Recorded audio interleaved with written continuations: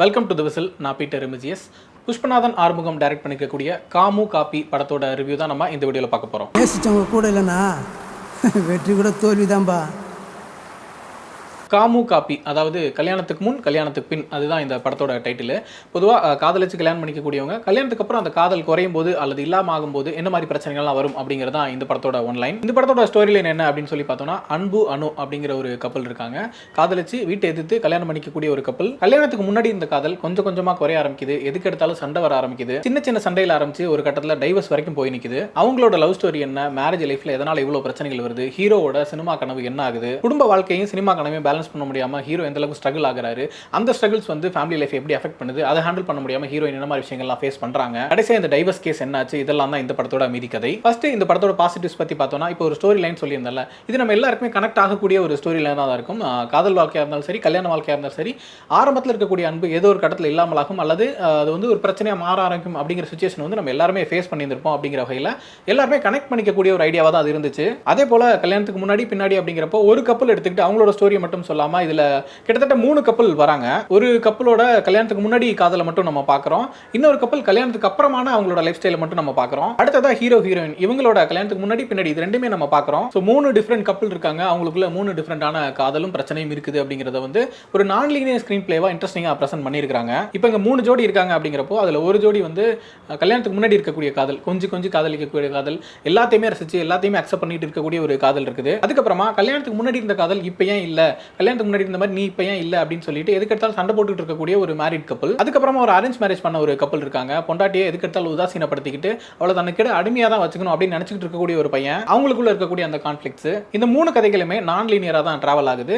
இந்த 3 கதைகள்ல ஒரு 2 கதைகளுக்குள்ள ஒரு சின்ன சர்ப்ரைஸ் எலிமெண்ட்டுமே இருக்குது. அது ரிவீல் ஆகக்கூடிய இடமே இன்ட்ரெஸ்டிங்கா இருந்துச்சு. இந்த கதைகளை நான் லீனியரா பிரசன்ட் பண்ண வகையில தான் இது ஒரு சாதாரணமான ரிலேஷன்ஷிப் டிராமாவா இல்லாம ஒரு இன்ட்ரெஸ்டிங்கான ஸ்கிரீன் பிளேவா மாறி இருக்குன்னு நம்ம சொல்லலாம். அடுத்ததா இதுல வரக்கூடிய காட்சிகளும் சரி, வசனங்களும் சரி, எழுதப்பட்ட விதம் ரொம்பவே சிறப்பா இருந்துச்சு. டயலாக்ஸ் பொறுத்த வரைக்கும் ரொம்பவே எளிமையாகவும் யதார்த்தமாகவும் சுவாரஸ்யமாகவும் இருந்துச்சு. நிறைய டயலாக்ஸ் வந்து நம்ம டே டு டே லைஃப்ல பேசக்கூடிய வசனங்களாம் இருந்ததுனால ரொம்பவே கனெக்ட் பண்ணிக்கிற மாதிரி தான் இருந்துச்சு. அடுத்ததான் இந்த படத்தில் இன்ட்ரெஸ்டிங்காக இருந்த விஷயம் வந்து ஹீரோவோட சினிமா ஜேர்னி ஒன்று போகுது. சினிமா தான் கனவு அப்படின்னு சொல்லிட்டு டேரக்டர் ஆகணும் முயற்சி பண்ணிட்டு இருக்கக்கூடிய ஒரு போர்ஷன் ஒன்று வருது.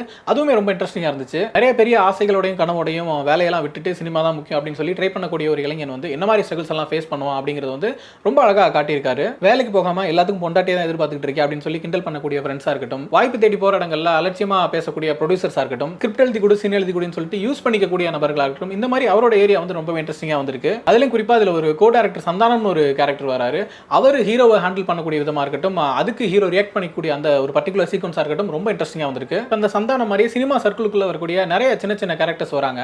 உங்க கரியரே காலி பண்ற பாக்குறியா அப்படின்னு மிரட்டக்கூடிய ஒரு சீனியர் டைரக்டரா இருக்கட்டும், சும்மா ஹீரோக்கு ஃபோன் பண்ணி ஏதாவது ஆடிஷன் இருந்தா சொல்லுங்க, ஆக்டிங் சான்ஸ் இருந்தா சொல்லுங்கன்னு சொல்லி டிஸ்டர்ப் பண்ணிட்டு இருக்கக்கூடிய ஒரு பிளே பாய் ஆக்டரா இருக்கட்டும், முதல்ல ஹீரோ சொன்ன கதையை வேணான்னு சொல்லிட்டு அதுக்கப்புறம் இந்த கதை தான் கரெக்டா இருக்குன்னு சொல்லி அவருக்கு கூப்பிட்டு வாய்ப்பு கொடுக்கக்கூடிய அந்த ஒரு ப்ரொடியூசரா இருக்கட்டும், எப்ப பார்த்தாலும் ஹீரோக்கு ஃபோன் பண்ணி குடிக்கிறதுக்கு காசு போட்டு நச்சரிக்கிற அந்த ஃப்ரெண்ட்ஸா இருக்கட்டும், இப்படி நிறைய சின்ன சின்ன கேரக்டர்ஸ் இருக்காங்க. ஒரு காட்சி அல்லது ஒரு சில காட்சிகளே வந்தாலும் மனசுல பதிகிற மாதிரியான கேரக்டர்ஸா அவங்களோட அந்த கேரக்டர் டிசைனும் பெர்ஃபார்மன்ஸும் இருந்தது ரொம்பவே ஒரு பெரிய பிளஸ் தான். அடுத்தது பெர்ஃபார்மன்ஸ் அப்படின்னு சொல்லி பார்த்தோம்னா, இது ஒரு சின்ன படம், லிமிடெட் பட்ஜெட்ல எடுத்திருக்காங்க. நிறைய புதுமுகங்களும் நடிச்சிருக்காங்க அல்லது சின்ன சின்ன ஆர்டிஸ்ட் தான் நடிச்சிருக்காங்க அப்படின்னாலும் பெர்ஃபார்மன்ஸ்ல எந்த குறையுமே சொல்ல முடியாது அப்படிங்கிற அளவுக்கு எல்லாருமே ரொம்ப நேர்த்தியான ஒரு பெர்ஃபார்மன்ஸ் கொடுத்திருக்காங்க. குறிப்பா லீட் ரோல் பண்ணிருக்கக்கூடிய விக்னேஷ் ரவி, இவர் வந்து மாஸ்டர், டானாக்காரன், விடுதலை இந்த மாதிரியான படங்கள்ல சின்ன சின்ன கேரக்டர்ஸும் கேரக்டர் ஆர்டிஸ்டாகவும் பெர்ஃபார்ம் பண்ணியிருக்காரு. இது ஃபர்ஸ்ட் டைம் லீட் ரோல் பண்ணியிருக்காரு இந்த படத்தில்.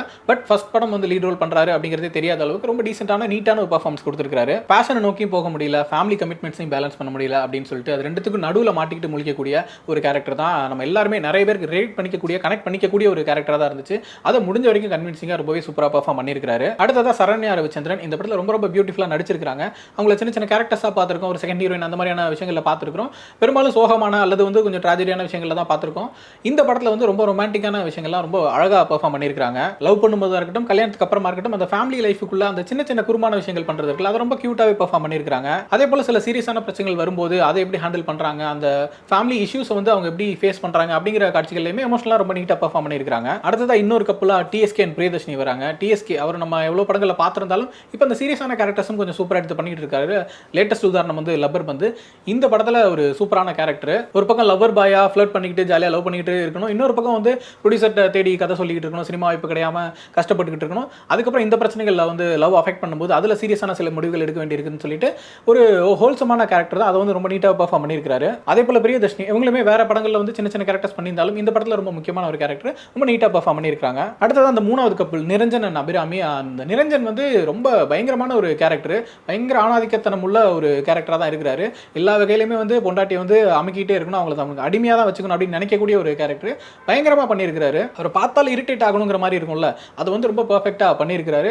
மொரோவர் அவருக்கு ஒரு எமோஷனல் சீனுமே இருக்குது, அதே மாதிரி ரொம்ப நல்லா பெர்ஃபார்ம் பண்ணியிருக்காரு. அவங்களுக்கு பேரா பண்ணியிருக்கக்கூடிய அபிராமி அவங்களோட பெர்ஃபார்மன்ஸுமே ரொம்ப கன்வின்சிங்காக இருந்துச்சு. கொஞ்சம் இன்னசென்ட்டான ஒய்ஃபாக இருக்கணும், ஹஸ்பண்ட் பண்ணக்கூடிய விஷயங்களை அக்செப்ட் பண்ணிட்டு இருக்கணும், ஒரு ஸ்டேஜில் வந்து உடஞ்சு வெளியில் வரணும் அப்படிங்கிற மாதிரியான போர்ஷன்ஸ் எல்லாமே இருக்குது. அது ரொம்ப நீட்டாக பண்ணியிருக்காங்க. அடுத்ததாக டெக்னிக்கலாக பார்க்கும்போது இந்த படத்தை வந்து ரொம்ப கம்மியான பட்ஜெட் தான், ரொம்ப கம்மியான நாட்களில் தான் ஷூட் பண்ணியிருக்காங்க, 13 நாள் தான் ஷூட் பண்ணியிருக்காங்கன்னு நினைக்கிறேன். அப்படிங்கும்போது டெக்னிக்கல் வீக்னஸ் எதுவுமே தெரியாத வகையில் ரொம்ப நீட்டாக எடுத்திருக்காங்க. மியூசிக் பொறுத்த வரைக்கும் ரொம்ப மினிமலாக ரொம்ப கன்வின்சிங்காக தேவையான அளவில் ரொம்ப அழகாக இருக்குது. அடுத்ததாக என்னென்ன விஷயங்கள் கொஞ்சம் பெட்டராக இருந்திருக்கலாம் அப்படின்னு சொல்லி யோசிச்சோன்னா, ஹீரோயினுக்குள்ள வந்து கல்யாணத்துக்கு அப்புறம் நிறைய சண்டைகள் வருது அப்படிங்கிற மாதிரி சீக்வன்ஸ் நிறைய இருக்குது இந்த படத்தில்.